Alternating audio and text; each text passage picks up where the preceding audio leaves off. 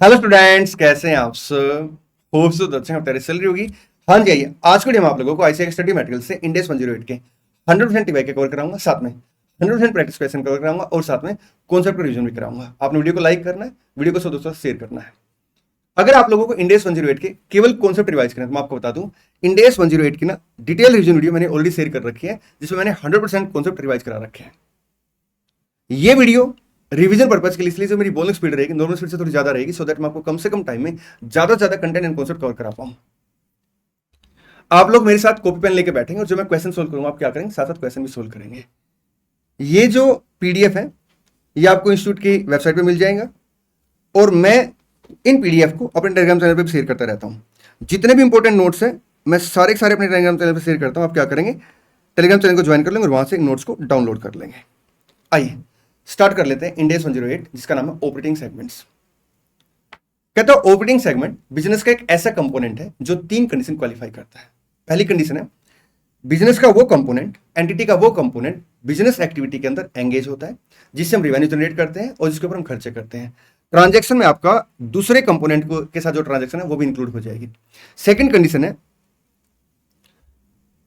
उस कंपोनेंट के जो रिजल्ट है वो रेगुलरली रिव्यू होते हैं बाय द सीओडीएम। सीओडीएम का मतलब है आपका चीफ ऑपरेटिंग डिसीजन मेकर। जो सीओडीएम है वो कंपोनेंट ऑफ द एंटिटी के रिजल्ट को रेगुलरली रिव्यू करता है। किस पर्पज के लिए? To make decision about allocation of the resources and to evaluate the performance and assess the performance. Third, separate financial information उस कंपोनेंट की अवेलेबल होती है। अगर ये तीनों कंडीशन क्वालिफाई होती है तो एक सेगमेंट बिजनेस का ऑपरेटिंग सेगमेंट बन जाएगा। हालांकि अगर स्टार्टअप है तो उस केस में जो फर्स्ट कंडीशन है हम वो चेक नहीं करते, क्योंकि स्टार्टअप में ऐसा हो सकता है कि अभी जो कंपोनेंट है उसने रेवेन्यू जनरेट करनी स्टार्ट ना की हो। अब हमने डिस्कस कर लिया कि ऑपरेटिंग सेगमेंट क्या होता है। अब एक क्वेश्चन अराइज होता है कि सर क्या हम सारे के सारे ऑपरेटिंग सेगमेंट को रिपोर्ट करते हैं, कुछ सेगमेंट को रिपोर्ट करते हैं। मैं आपको बता दूं, हम उन ऑपरेटिंग सेगमेंट को रिपोर्ट करते हैं जो तीनों में से कोई एक कंडीशन क्वालिफाई कर लेते हैं। पहली कंडीशन है कि जो सेगमेंट की रिवेन्यू है वो टोटल रिवेन्यू के 10% या उससे ज्यादा होनी चाहिए। और रिवेन्यू में आपका इंटरनल रिवेन्यू आ जाएगी, एक्सटर्नल रिवेन्यू आ जाएगी। सेकंड कंडीशन है जो सेगमेंट के रिजल्ट है वो टोटल रिजल्ट के 10% या उससे ज्यादा होने चाहिए। और टोटल रिजल्ट हम कैसे कैलकुलेट करेंगे? जितने भी लॉस वाले सेगमेंट है उन सब लॉस को एग्रीगेट करेंगे, जितने भी प्रॉफिट वाले सेगमेंट है उन सब प्रॉफिट को एग्रीगेट करेंगे और फिर इसमें से हायर अमाउंट कंसीडर करेंगे। ठीक, अब जैसे मान लो अपने पास जो लॉस वाले सेगमेंट है, एग्रीगेट लॉस 10,000 आया है और एग्रीगेट प्रॉफिट अपना 9,000 आया है, तो हमारे लिए जो बेस बनेगा कितना बनेगा? 10,000।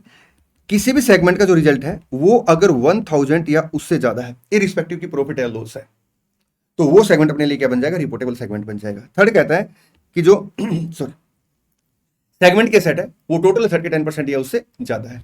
अगर इन तीनों में से कोई एक कंडीशन क्वालिफाई होती है तो ऑपरेटिंग सेगमेंट क्या बन जाएगा? रिपोर्टेबल सेगमेंट बन जाएगा। एक बात और, जितने भी सेगमेंट ऑपरेटिंग सेगमेंट रिपोर्टेबल बनेंगे वो ऑपरेटिंग सेगमेंट जो रिपोर्टेबल बनेंगे एटलीस्ट एंटिटी की एक्सटर्नल रिवेन्यू के 75% तक कवर करके चले। इस कॉन्सेप्ट को मैं डिटेल में आपको क्वेश्चन में एक्सप्लेन करूंगा। आइए एक काम करते हैं, अब हम चलते हैं क्वेश्चनों पे। देखिए जनरली मैं पहले टीवाई के कराता हूँ, फिर प्रैक्टिस क्वेश्चन कवर कराता हूँ और हम एक सीरीज से लग जाते हैं, पहले क्वेश्चन से लग जाते हैं। लेकिन कभी कभी कुछ इंडेक्स के अंदर ना चैप्टर को एक सिस्टमेटिक तरीके से कवर करने के लिए हम क्वेश्चनों को आगे पीछे कवर कर लेते हैं। तो मैं यहाँ पे आप लोगों को पहले जो प्रैक्टिस क्वेश्चन है उनमें लेके चलता हूँ और प्रैक्टिस क्वेश्चन में हम लोग क्या करेंगे, पहले क्वेश्चन नंबर 2 डिस्कस करेंगे। ठीक, आप लोग एक काम और करेंगे, आप ना कमेंट बॉक्स में ना टाइम स्टैम्प बना देंगे कि प्रैक्टिस क्वेश्चन किस टाइम पे कवर है और आपका टीवाई के किस टाइम पे कवर है, और क्वेश्चन नंबर भी मेंशन कर देंगे। आइए प्रैक्टिस क्वेश्चन में चलते हैं। क्वेश्चन नंबर 2,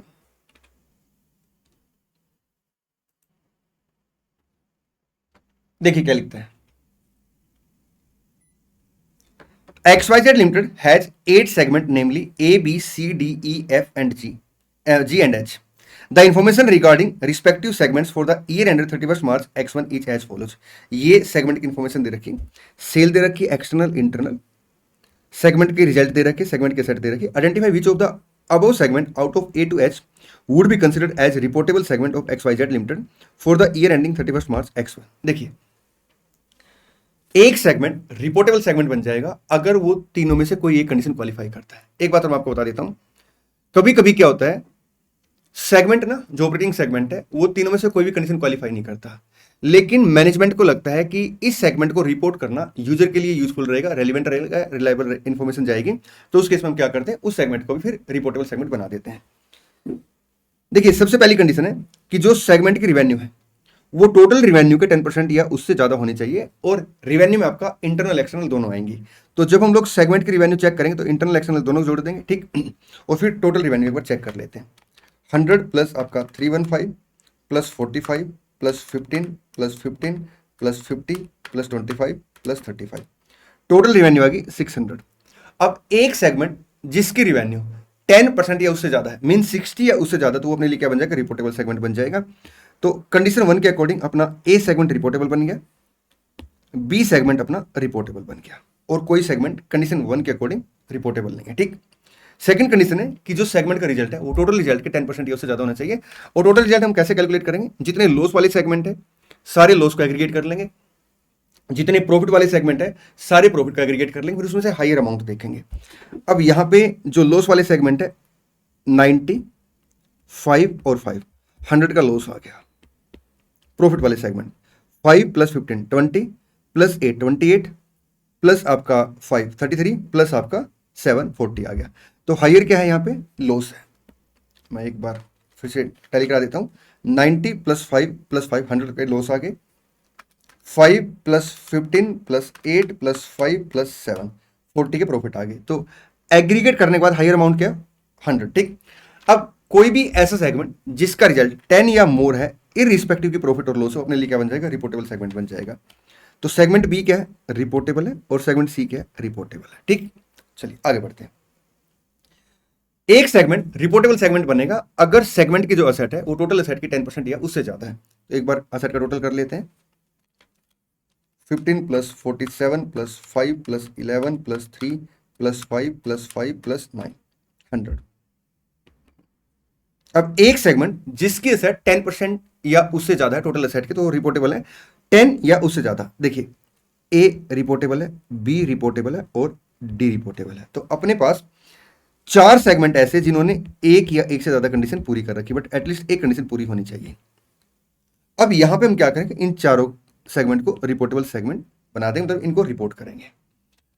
अब एक कॉन्सेप्ट और आता है, वो कॉन्सेप्ट ये कहता है कि जितने आपके रिपोर्टेबल सेगमेंट है वो रिपोर्टेबल सेगमेंट एटलीस्ट जितनी एक्सटर्नल रिवेन्यू है उसका 75% वो कवर करें। एग्जाम्पल के तौर पे जैसे मान लो, एक अलग एग्जाम्पल बनाता हूं, अपनी एक्सटर्नल रिवेन्यू 1000 है और जो रिपोर्टेबल सेगमेंट आए हैं उनकी एक्सटर्नल रिवेन्यू मान लो आपका 700 है, तो हमें क्या करना पड़ेगा, और भी सेगमेंट को रिपोर्टेबल बनाना पड़ेगा, क्योंकि एटलीस्ट 750 की एक्सटर्नल रिवेन्यू कवर होनी चाहिए उन सेगमेंट के थ्रू जो रिपोर्टेबल सेगमेंट है। तो एक बार चेक कर लेते हैं कंडीशन। देखिए, अगर हम एक्सटर्नल सेल की बात करते हैं, एक्सटर्नल सेल कितनी है sir, 255 plus 15 plus 10 plus 15 plus 50 plus 25 plus 35, sir 405। At least कितनी टर्नओवर कवर होनी चाहिए, external turnover in reportable operating segment, sir 303.75। कितनी रिवेन्यू कवर हो चुकी है, ए बी सी डी 255 15 और 10, तो 255 प्लस 15 प्लस 10, टोटल सर 280 की रिवेन्यू कवर हो चुकी है। तो हमें क्या करना पड़ेगा, 23.75 की रिवेन्यू और कवर करनी है। तो हम यहां पे एफ जी या एच में से किसी एक को क्या करेंगे, रिपोर्टेबल सेगमेंट बना देंगे, ठीक है। वो अपना मैनेजमेंट का डिसीजन रहेगा। ये देखिए, यहां पे आपका ये A B C D 4 segment reportable segment है, लेकिन जो टर्नओवर की लिमिट है एक्सटर्नल रिवेन्यू की वो यहां पे पूरी नहीं हो पाई, इसलिए हम क्या करेंगे, और भी सेगमेंट को रिपोर्टेबल बनाएंगे। आइए आगे बढ़ते हैं।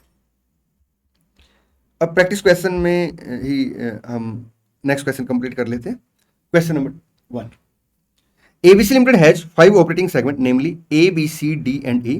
Total profit or loss of the respective segment for the year ended 31st March X1 are as follows. Based on the quantitative threshold, state which of the above segment A to E would be considered as reportable segment for the year ending. बताइए इसमें से कौन सा segment आपका reportable segment है। अब हम यहाँ पे क्या करेंगे, लॉस वाले जो सेगमेंट है उसका एग्रीगेट अमाउंट अलग से कैलकुलेट करेंगे, दैट इज 6800 और प्रॉफिट वाले सेगमेंट का जो रिजल्ट है वो अलग से कैलकुलेट करेंगे। 780 प्लस 1500 प्लस आपका 6000, दैट इज आपका 8280। तो एक सेगमेंट जिसका रिजल्ट 828 या उससे ज़्यादा अपने लिए क्या बन जाएगा, रिपोर्टेबल सेगमेंट बन जाएगा। तो ए नहीं है, बी, सी, डी और ई, ये चारों सेगमेंट क्या है अपने लिए रिपोर्टेबल सेगमेंट। ये देखिए B, C, D and E are reportable segment. आइए आगे बढ़ते हैं। अब इस क्वेश्चन में अगर आप देखेंगे ना तो टर्नओवर हमें नहीं दे रखी, एक्सटर्नल इंटरनल रेवेन्यू नहीं दे रखी, तो हम 75% वाली कंडीशन यहाँ पे चेक नहीं कर पाएंगे। अब चलते टीवाई के पे। क्वेश्चन नंबर 1 पे आएंगे। टीवाई क्या है? X Limited has identified 4 operating segment for which revenue data is given below. ठीक है जी, रेवेन्यू डेटा दे दिया। Additional information, segment C is a new business unit and management expect this segment to make a significant contribution to external revenue in coming year. मतलब कहीं ना कहीं वो बताने की कोशिश कर रहा है कि ये आपका यूजर के लिए यूजफुल रहेगी इन्फॉर्मेशन। ठीक, एक इन्फॉर्मेशन को यूजर के लिए यूजफुल मानी जाती है अगर वो इन्फॉर्मेशन रेलिवेंट एंड रिलायबल। ठीक, which of the segment would be reportable under the criteria identified in Ind AS 108। तो सबसे पहले हम लोग क्या करेंगे, हम रिवेन्यू के बेस पे, क्योंकि रिवेन्यू की इन्फॉर्मेशन दे रखी, आइडेंटिफाई करेंगे कौन सा सेगमेंट अपना रिपोर्टेबल सेगमेंट बन रहा है। टोटल रिवेन्यू अपनी 1 करोड़ है, तो एक सेगमेंट जिसकी रिवेन्यू 10 लाख या उससे ज्यादा अपने लिए क्या बन जाएगा, रिपोर्टेबल। तो सेगमेंट ए रिपोर्टेबल बन गया, सेगमेंट अपना डी रिपोर्टेबल बन गया। अब हम क्या करेंगे, 75% वाली कंडीशन चेक करेंगे, क्योंकि यहाँ पे इन्फॉर्मेशन दे रखी है रिवेन्यू के बारे में। तो 35 लाख है, 50 लाख है, तो 70% रिवेन्यू कवर हो पाई तो हम क्या करेंगे, और भी सेगमेंट को रिपोर्टेबल बनाएंगे। तो यहाँ पे एक तो कॉम्बिनेशन ये बन सकता है कि जो सेगमेंट सी है वो मैनेजमेंट को उम्मीद है कि कमिंग ईयर में क्या होगा, सिग्निफिकेंट कंट्रीब्यूशन करेगा। ठीक है, तो हम इसको रिपोर्टेबल मान लेंगे। इसको रिपोर्टेबल मानेंगे तो अपना लिमिट जो 75% वाली है वो क्वालिफाई होगी। या अल्टरनेटिवली हम ये मान सकते हैं कि सेगमेंट बी क्या है, आपका रिपोर्टेबल है, क्योंकि इंस्टीट्यूट ने क्या कर रखा है यहाँ पे ना, दोनों अल्टरनेटिव दे रखे हैं, और कहीं ना कहीं इंस्टीट्यूट ने 2 अल्टरनेटिव जो दे रखे हैं उसका रीजन ये हो सकता है कि इंस्टीट्यूट ने ये माना है कि यहाँ पे क्वेश्चन स्पेसिफाई नहीं किया कि इसे रिपोर्टेबल करना है, तो आप यहाँ पे इन दोनों में से किसी एक को भी रिपोर्टेबल करेंगे। क्यों रिपोर्टेबल करेंगे, क्योंकि 75% की कंडीशन क्वालिफाई नहीं हो रही सेगमेंट ए और डी को रिपोर्ट करने से। चलिए मैं एक बार आपको इसका आंसर रेफर करा देता हूँ। देखिए यहाँ पे 75% की कंडीशन पूरी नहीं हो रही, 70% ही एक्सटर्नल रिवेन्यू रिपोर्ट हो रही है, तो सेगमेंट सी को रिपोर्टेबल मान सकते हैं, तो 87% कवर हो गया। सेगमेंट बी को रिपोर्टेबल मान सकते हैं। ठीक, तो दोनों में से कोई एक कॉम्बिनेशन बन सकता है। आइए एक प्यारा सा कॉन्सेप्ट डिस्कस करेंगे पहले, फिर उसके बाद हम लोग क्या करेंगे, क्वेश्चन नंबर 2 डिस्कस करेंगे।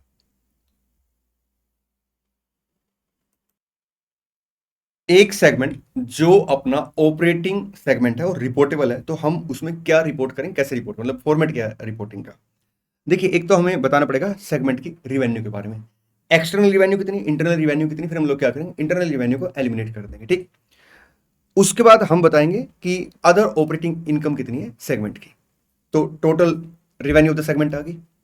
उसके बाद हम लोग क्या करेंगे, सेगमेंट के रिजल्ट को बताएंगे। ठीक, सेगमेंट का जो ऑपरेटिंग रिजल्ट है पहले उसको बताएंगे, सेगमेंट के ऑपरेटिंग रिजल्ट को। उसमें हम इंटरेस्ट अगर इनकम है सेगमेंट की वो ऐड कर देंगे, और अगर सेगमेंट में इंटरेस्ट एक्सपेंडिचर उसे क्या करेंगे, माइनस कर देंगे। तो जो सेगमेंट है उसका आपका ऑपरेटिंग रिजल्ट आ गया, फिर उसमें इंटरेस्ट की जो इनकम है वो हमने ऐड कर दी, इंटरेस्ट एक्सपेंडिचर माइनस कर दिया। ठीक, अब कुछ एक्सपेंडिचर ऐसे हो सकते हैं या कुछ इनकम ऐसी हो सकती है जो एलोकेबल नहीं है, तो हम फिर क्या करेंगे, अनएलोकेबल इनकम और एक्सपेंडिचर को आपका रिपोर्ट करेंगे। सर हम उसे क्यों रिपोर्ट करेंगे, देखिए दोस्त, हमें अल्टीमेट क्या करना होता है, जो कंपनी की टोटल रिवेन्यू है, टोटल प्रॉफिट है, टोटल असेट है, टोटल लाइबिलिटी है, टोटल इक्विटी है, हमें वो भी रिकंसाइल करके दिखानी होती है। इसलिए हम लोग क्या करेंगे, जो अनएलोकेबल आपका इनकम है या एक्सपेंडिचर है उसे हम क्या करेंगे, टोटल के कॉलम में ऐड कर देंगे। ठीक, उसके बाद अगर कोई एक्सेप्शनल आइटम वगैरह है तो वो आ जाएगी। उसके बाद आपका पीबीटी आ जाएगा, उसमें से हम टैक्स का प्रोविजन माइनस कर देंगे, आपका पीएटी आ जाएगा। ये तो इन्फॉर्मेशन होगी अपनी सेगमेंट के प्रॉफिट और लॉस की, मतलब सेगमेंट के रिजल्ट की, रेवेन्यू की। हमें अदर इन्फॉर्मेशन भी डिस्क्लोज करनी होती है, जिसमें हम लोग क्या करेंगे, सेगमेंट की असेट डिस्क्लोज करेंगे सेगमेंट वाइज। ठीक, फिर हम वो असेट जो सेगमेंट में एलोकेट नहीं थी उसको दिखाएंगे, तो टोटल असेट आ गई, क्योंकि हमें अल्टीमेट टोटल असेट के साथ रिकंसिलेशन करना होता है। उसके बाद आपका सेगमेंट की लायबिलिटी हम लोग डिस्क्लोज करेंगे। फिर सेगमेंट की लाइबिलिटी में क्या करेंगे, अनएलोकेबल लाइबिलिटी ऐड कर देंगे, और जो बिजनेस की इक्विटी है, equity share capital other equity है, उसे ऐड कर देंगे, तो टोटल अपना इक्विटी एंड लाइबिलिटी टैली हो जाएगी। उसके बाद हम लोग क्या करेंगे, सेगमेंट की WIP की इन्फॉर्मेशन देंगे, सेगमेंट के डेप्रिसिएशन की इन्फॉर्मेशन देंगे, सेगमेंट के आपका non cash expenses other than depreciation की इन्फॉर्मेशन देंगे। ठीक, सेगमेंट अपने बेसिकली दो टाइप के होते हैं, एक होता है बिजनेस सेगमेंट, एक होता है ज्योग्राफिकल सेगमेंट। बिजनेस सेगमेंट और ज्योग्राफिकल सेगमेंट में क्या डिफरेंस होता है, ये मैं एक एग्जांपल के थ्रू आपको थोड़ा सा एक्सप्लेन करता हूँ इसको। जैसे मान लो हमारी एंटिटी क्या करती है, 4 प्रोडक्ट बनाती है ABCD। अब ये जो प्रोडक्ट है ये अपने बिजनेस सेगमेंट कहलाएंगे। हमारी एंटिटी क्या करती है, 2 अलग अलग लोकेशन में प्लांट लगा रखे उसने ना, आपका लोकेशन X है, लोकेशन Y है, तो ये आपका ज्योग्राफिकल सेगमेंट कहलाएगा। जब हम लोग सेगमेंट को आइडेंटिफाई करते हैं लोकेशन ऑफ द एसेट के बेस पे या लोकेशन ऑफ द कस्टमर के बेस पे, तो हम क्या बोलते हैं, ज्योग्राफिकल सेगमेंट बोलते हैं। जब हम सेगमेंट को आइडेंटिफाई करते हैं गुड्स और सर्विस के बेस पे, तो हम उसे क्या बोलते हैं, प्रोडक्ट और सर्विस के बेस पे, उसे हम बोलते हैं बिजनेस सेगमेंट। तो ज्योग्राफिकल हमें कुछ इन्फॉर्मेशन देनी होती है, जिसके अंदर हम लोग क्या करते हैं, सेगमेंट के रिवेन्यू बताते हैं, सेगमेंट के सेट बताते हैं, सेगमेंट का आपका कैपिटल वर्क इन प्रोग्रेस बताते हैं। आइए अब पढ़ते हैं क्वेश्चन नंबर 2, बहुत ही बढ़िया क्वेश्चन है। एक बात और, जब हम लोग सेगमेंट को रिपोर्ट करेंगे ना, तो हमें कुछ जनरल इन्फॉर्मेशन भी बतानी पड़ती है, जैसे टाइप्स ऑफ प्रोडक्ट और सर्विस आ गया। एक बात और, जो हम ऑपरेटिंग सेगमेंट में सेगमेंट को जब रिपोर्ट करते हैं, तो जो इंफॉर्मेशन जाएगी वो उसी बेस पे जाएगी जिस बेस पे CODM क्या करता है, रिजल्ट को रिव्यू करता है। हाँ, फाइनेंशियल स्टेटमेंट में अगर इन्फॉर्मेशन किसी और तरीके से गई है, तो फिर हमें क्या करना पड़ेगा, रिकंसिलिएशन स्टेटमेंट बनानी पड़ेगी। एग्जांपल के तौर पे जैसे मान लो हम लोग क्या करते हैं, इन्वेंट्री जो है उस पर FIFO मेथड फॉलो करते हैं फाइनेंशियल स्टेटमेंट के लिए, लेकिन जो CODM है वो रिव्यू करता है वेटेड एवरेज कॉस्ट मेथड के हिसाब से। तो हम लोग क्या करेंगे, सेगमेंट को रिपोर्ट करेंगे वेटेड एवरेज कॉस्ट मेथड के हिसाब से ही, और फिर फाइनेंशियल स्टेटमेंट से रिकंसाइल करने के लिए हम एक रिकंसिलिएशन स्टेटमेंट बनाएंगे। चलिए क्वेश्चन नंबर 2 पढ़ते हैं। X limited operate in coating industry, ठीक है जी। Its business segment comprises coating consisting of decorative, automotive, आपका industrial paint and related activity, and other consisting of chemical, polymer and related activity. Certain information for the financial year X1 X2 is given below. तो अपने पास 2 यहाँ पे segment हो गए, business segment, एक coating है एक अदर है। ठीक, ये देखिए segment coating other. External revenue देखिए इंक्लूडिंग GST, ये GST का अमाउंट दे दिया। मैं आपको एक बात बताता हूँ, देखिए इंड AS 115 ये कहता है रिवेन्यू में कोई भी ऐसा कलेक्शन नहीं आएगा जो हम थर्ड पार्टी के बिहाफ पे कलेक्ट करते हैं। जैसे आपका GST हो गया, हम GST को क्या करते हैं, थर्ड पार्टी के बिहाफ पे कलेक्ट करते हैं, बट इंस्टीट्यूट ने यहाँ पे एक्सटर्नल रिवेन्यू में इंक्लूडिंग GST दे रखी। टेक्निकली ये सही नहीं है। एक्साइज ड्यूटी जो होती है ना, एक्साइज ड्यूटी हम डायरेक्ट कॉस्ट की तरह रिकवर करते हैं, इसलिए एक्साइज ड्यूटी हमेशा सेल के अंदर आती है और बाद में उसे क्या करते हैं, माइनस करके दिखाते हैं। लेकिन GST कभी सेल के अंदर नहीं आती, बट इंस्टीट्यूट ने क्वेश्चन में अगर GST सेल के अंदर दे रखी है तो हम यहाँ पे कुछ कह नहीं सकते। हम सिंपल क्या करेंगे, GST को माइनस करके इसे यहाँ पे रिपोर्ट कर देंगे। वैसे टेक्निकली यहाँ पे या तो इंक्लूडिंग आपका एक्साइज ड्यूटी होना चाहिए था, या फिर सिंपल एक्सटर्नल रिवेन्यू आपका नेट ऑफ GST होना चाहिए था। इन्फॉर्मेशन ऐसे होनी चाहिए थी, बट हम क्वेश्चन को चैलेंज नहीं कर सकते, क्योंकि हमें अल्टीमेट मार्क्स लेने हैं और हम आंसर वही देंगे जो यहाँ पे अप्रोप्रिएट बैठेगा। इस इन्फॉर्मेशन के हिसाब से हम यहाँ पे GST को नेट कर देंगे। ठीक, अदर ऑपरेटिंग इनकम आ गई, रिजल्ट आ गई, असेट आ गई, लाइबिलिटी आ गई, एडिशनल इन्फॉर्मेशन आ गई। Based on the above information, comment how X Limited would disclose information about reportable segment revenue, profit or loss, asset and liability for the financial year X1 X2। देखिए हम पहले क्या करेंगे, business segment को report करेंगे। ठीक, हम बताएंगे कि अपने पास 2 टाइप के यहाँ पे बिजनेस सेगमेंट है, एक आपका कोटिंग है उसके बारे में लिख देंगे और एक अदर है। ठीक, उसके बाद हम लोग क्या करेंगे, हम फॉर्मेट बनाएंगे जिसके अंदर आपका सबसे पहले पर्टिकुलर्स आएगा, फिर कोटिंग आएगा, फिर अदर आएगा, फिर टोटल आएगा। सबसे पहले हम सेगमेंट की रिवेन्यू दिखाएंगे। रिवेन्यू कितने से आ गई, आपका 2 lakh minus GST 5000, 70,000 minus 3000। External revenue आ गई अपना 195 और 67,000 से। इंटरनल रिवेन्यू यहाँ पे है नहीं। फिर उसके बाद अदर ऑपरेटिंग इनकम उसके अंदर क्या कर देंगे, ऐड कर देंगे और टोटल आपका रिवेन्यू आ जाएगी। ये देखिए external revenue gross GST minus करके दिखा देंगे, नेट रिवेन्यू आ गई, अदर ऑपरेटिंग इनकम आ गई, टोटल आपका रिवेन्यू आ गई। ठीक, आइए आगे बढ़ते हैं। रिजल्ट दे दिया, असेट दे दी, लाइबिलिटी दे दी, तो सेगमेंट के रिजल्ट को हम उसके बाद लिखेंगे। ये सेगमेंट का रिजल्ट आ गया।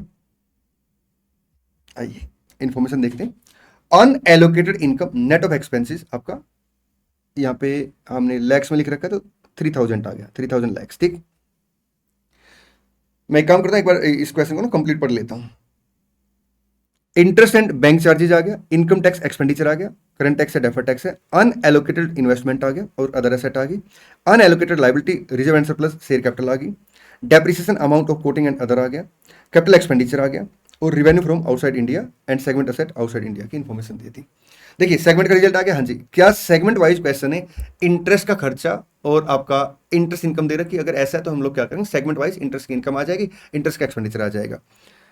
लेकिन क्वेश्चन ऐसी इन्फॉर्मेशन नहीं दे रखी, तो सेगमेंट के रिजल्ट के बाद हम डायरेक्ट क्या करेंगे, फिर अनएलोकेटेड इनकम को ऐड कर देंगे और आपका इंटरेस्ट एंड बैंक चार्जेस को माइनस कर देंगे। उसके बाद अपना पीबीटी आ जाएगा, उसमें से इनकम टैक्स का खर्चा माइनस कर देंगे, अपना पीएटी आ जाएगा। ये देखिए, ये अपना अनएलोकेटेड इनकम आ गई, ये अपना एक्सपेंडिचर आ गया, एक्सेप्शनल आइटम है नहीं, इनकम टैक्स माइनस कर देंगे, आपका current tax, deferred tax, PAT आ गया। अब हमें और इन्फॉर्मेशन क्या क्या डिस्क्लोज करनी, सेगमेंट की असेट और फिर उसे रिकनसाइल करना है टोटल असेट के साथ। सेगमेंट की ये असेट आ जाएंगी, फिर उसके अंदर हम लोग क्या करेंगे, अनएलोकेटेड इन्वेस्टमेंट ऐड कर देंगे, अदर असेट ऐड कर देंगे, टोटल असेट आ गई। ये देखिए, सेगमेंट की असेट आ गई, इन्वेस्टमेंट आ गई, अनएलोकेटेड असेट आ गई, टोटल असेट आ गई। उसके बाद सेगमेंट की लाइबिलिटी आ गई, उसमें हम ऐड कर देंगे अनएलोकेटेड लाइबिलिटी टोटल के कॉलम में, reserve and surplus it should be other equity. उसके बाद आपका शेयर कैपिटल, हालांकि अदर इक्विटी में रिजर्व एंड सरप्लस आता है, बट बेटर रहेगा कि जब सिर्फ इंफॉर्मेशन एक हो तो अदर इक्विटी वर्ड लिखना ज्यादा बेटर होता है, ठीक। एंड शेयर कैपिटल आपका है 10,000 लैक्स, तो हम क्या करेंगे, इन्हें टोटल के कॉलम में लिख लेंगे। सेगमेंट लाइबिलिटी ये टोटल के कॉलम में आ जाएंगे, बाकी चीजें ठीक। टोटल इक्विटी एंड लाइबिलिटी आ गई। आगे बढ़ते हैं। इसके बाद हमें इंफॉर्मेशन देनी होती है सेगमेंट के डेप्रिसिएशन के बारे में, सेगमेंट के कैपिटल एक्सपेंडिचर के बारे में, सीड आईपी के बारे में, और सेगमेंट के non cash expenses other than depreciation के बारे में। वो इन्फॉर्मेशन क्वेश्चन ने देनी रखी, तो सेगमेंट का डेप्रिसिएशन आ जाएगा, कैपिटल एक्सपेंडिचर आ जाएगा। ये देखिए, कैपिटल एक्सपेंडिचर की इन्फॉर्मेशन आ गई, आपका डेप्रिसिएशन की इन्फॉर्मेशन आ गई। अब हम ज्योग्राफिकल 3 चीजें रिपोर्ट करेंगे, रिवेन्यू, आपका असेट और सीड आईपी, ठीक। रिवेन्यू फ्रॉम आउटसाइड इंडिया अपने को 62,000 दे रखी है, और टोटल रिवेन्यू अपनी कितनी है सर, 3,17,000 थी, तो बाकी बैलेंसिंग फिगर आ जाएगी इन इंडिया।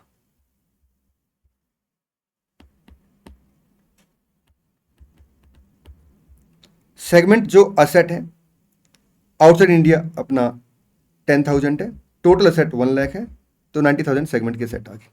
कैपिटल एक्सपेंडिचर के बारे में क्वेश्चन नहीं बता रखा कि ये जो कैपिटल एक्सपेंडिचर है टोटल आपका, इसमें से इन इंडिया कितना, आउटसाइड इंडिया कितना है, तो वी एज्यूम कि ये सारा सारा आपका इन इंडिया है, तो लिख लेंगे यहां पे एज्यूम।